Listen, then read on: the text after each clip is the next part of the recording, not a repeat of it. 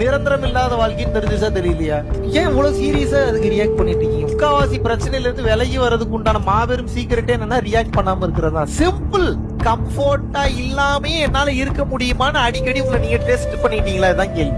நானும் அடிக்கடி டெஸ்ட் பண்ணிப்பேன். எங்கேயாவது போய் எங்கேயா குப்பை தொட்டிக்கிட்ட படுத்து பார்ப்பேன். சம்பந்தமே இல்லாதவங்க திட்ட விட்டு வேடிக்கை பார்ப்பேன். கிறுக்குத்தனமா இருக்குல்ல கேட்குது. நானா போய் வம்பு இருப்பேன். என்ன பேசுறாங்க அப்படின்னு பார்ப்பேன். அப்ப எனக்கு ஆத்திரம் வருதா ரோசம் வருதான்னு பார்ப்பேன். என் சீக்கிரட் எல்லாத்தையும் சொல்லி கொடுப்பேன். யாராவது இதுக்கு ஒருத்தராவது தயார் நிலையில இருக்கு. இதை போய் பண்ணுவானே எவனாவது? மாட்டடா போய் அனுபவத்தை வாங்கிட்டு இருக்கேன். Come on come on come on come on. ஏன்னா கொஞ்சம் நெஞ்சம் கூட பேலன்ஸ் இருந்துடக்கூடாது எதுவுமே. நீங்க என்ன பண்றீங்க? நடக்கிறதுவே வேண்டாம் வேண்டாம் நோ நோ நோ நோன்னு ஓடுறீங்கன்னா அது விடுமா? நீ அனுபவிக்கிற வரைக்கும் விடாது. சிவபெருமானையே புடிச்சிருச்சு. நீ எந்த மூளைக்கு எங்க போய் உட்காரு, எங்க ஒளிஞ்சிருவீங்க பூமியை விட்டு? வடிவேலு சொல்லுவாங்க, நீ எந்த சில்லாவில இருந்தாலும் உன்னை நான் விட மாட்டேன்டி.